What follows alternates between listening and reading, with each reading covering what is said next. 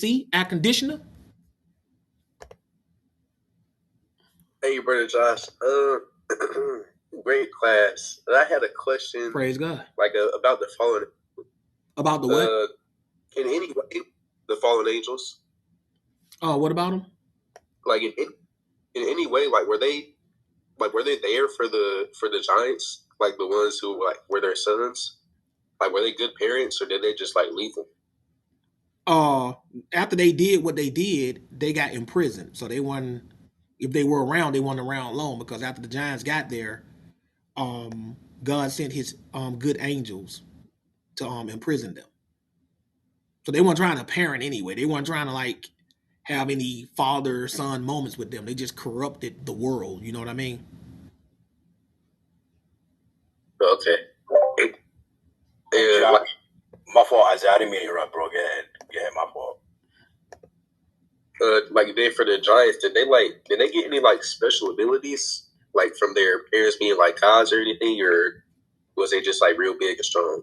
In the book of Kings, or no, Samuel, it speaks of a giant that has 6 fingers on each hand and 6 toes on each foot. So they had some abnormalities about them. I mean, like abilities, like superpowers. Just super strength, as far as I read about, just super strength, but not anything like flying like Superman or anything.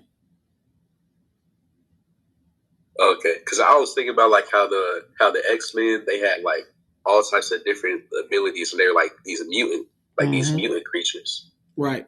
Now there may be legends and stuff in other cultures talking about like special abilities and stuff that they have, but the Bible and what I read in the book of Enoch, it doesn't say anything about them other than them being very strong, very violent, and very big.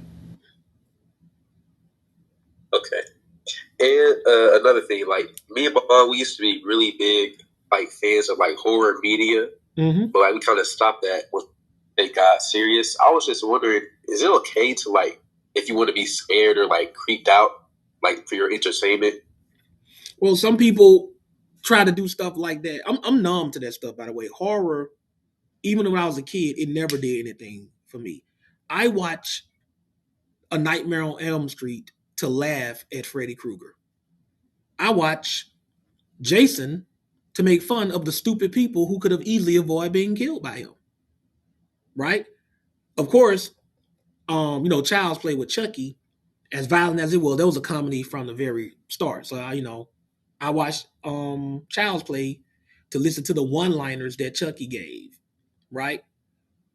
If I don't look to horror or anything, I don't need to be scared. There's enough frightening stuff in this world for real for us to worry about than for us to be trying to seek frightening.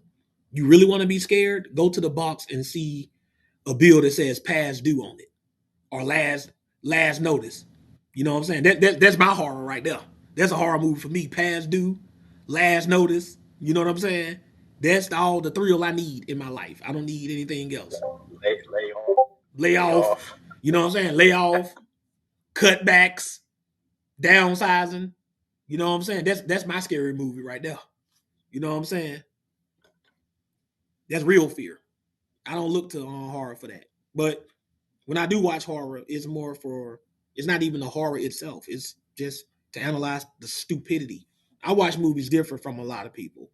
Like I watch movies with like, how could this have been avoided? You watch a movie like that, Isaiah, where you watch a horror movie and you ask yourself, how could they have avoided this? How could they have gotten out of this? If that were me, what would I have done differently? That's how I watch movies now. I can't turn it off. Some of these movies, I feel like they shouldn't even be as long as they are. Like if the people had common sense, they could have easily got out. Exactly. They could have. Right? Don't even get me started on the Scream series. Like that's just you just dumb.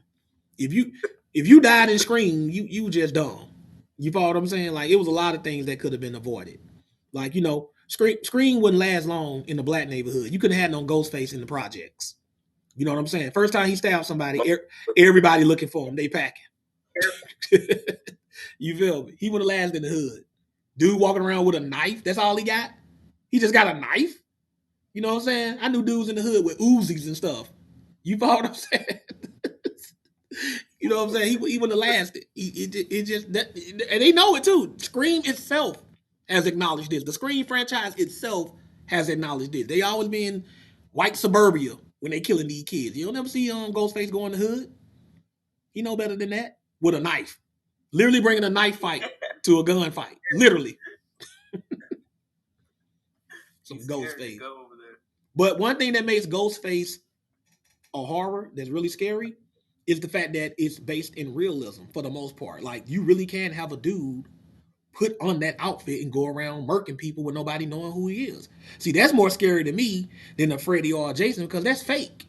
You know, that doesn't happen in real life. Ain't no unstoppable dude gonna be walking around with a machete, everybody shooting them up, everybody running, and he just killing people. That's fake. Freddy can be a little bit more scary because, you know, most of the time when you watch horror movies, you have bad dreams about him. And this whole angle is that's when he come for you. Right? So if you have a bad dream about Freddy, you might think you actually having a bad dream about Freddy. You follow what I'm saying? So I can kind of understand that, but still, that's not realistic. But guys like Ghostface, that's real. Like, dude can come up and stab you for real. In a mask. Nobody knows him. But that's it with that Isaiah. That's all that is. Okay, that's the only question I had. All right, hey, Josh, real quick. Yes, sir. Real quick before you on that. Yeah, one thing I want to ask, and this relates to Isaiah's comments about the fallen angels.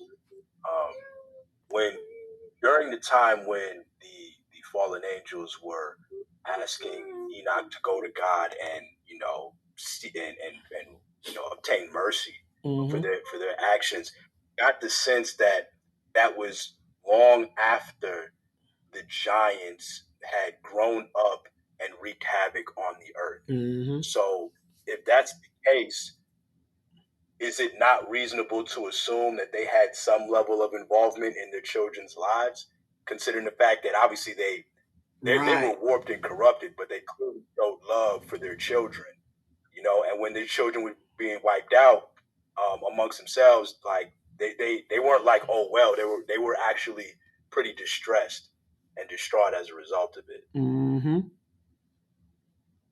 So I just want to get your thoughts on that, because it seemed to me like they were actually involved in. They were a negatory influence.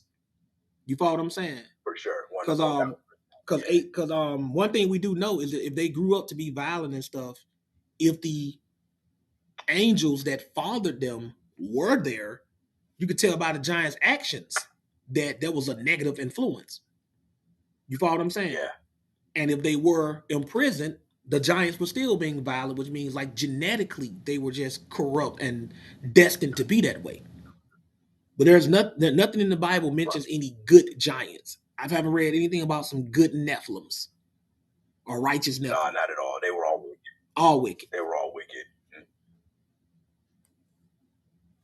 Cool, man. Appreciate it. Thanks. No problem. All right, then, Ace. Appreciate that. What's that? How was there giants after God sent the flood? That mean it happened again.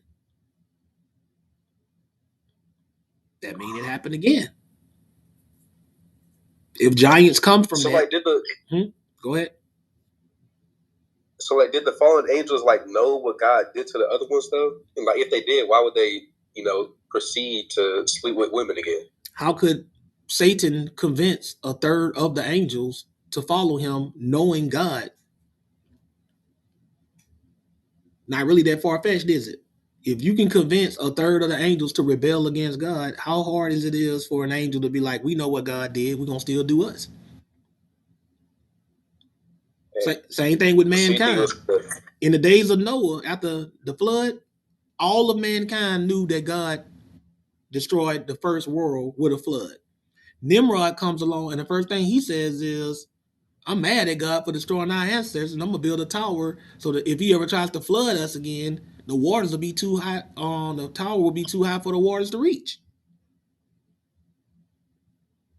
People don't care about consequences all the time. They know the consequence, and they still do them. Angels knew about the consequence, even in the book of Enoch. Simjaza, the leader of the 200, he said himself, this is wrong what we're about to do, and we're going to be penalized for this if we do this. Before the act even happened, he knew there was going to be a penalty, and he did it anyway.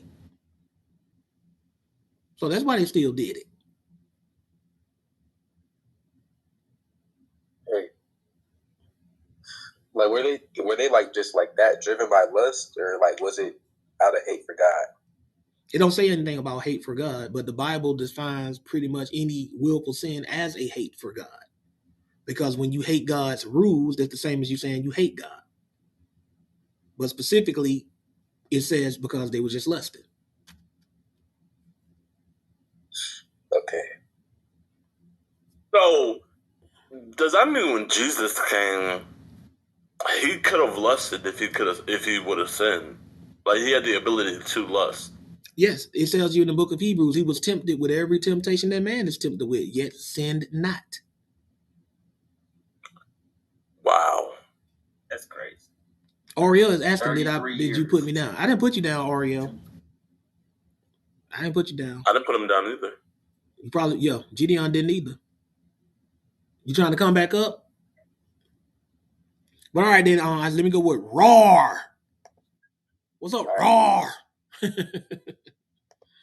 No, Brother Josh.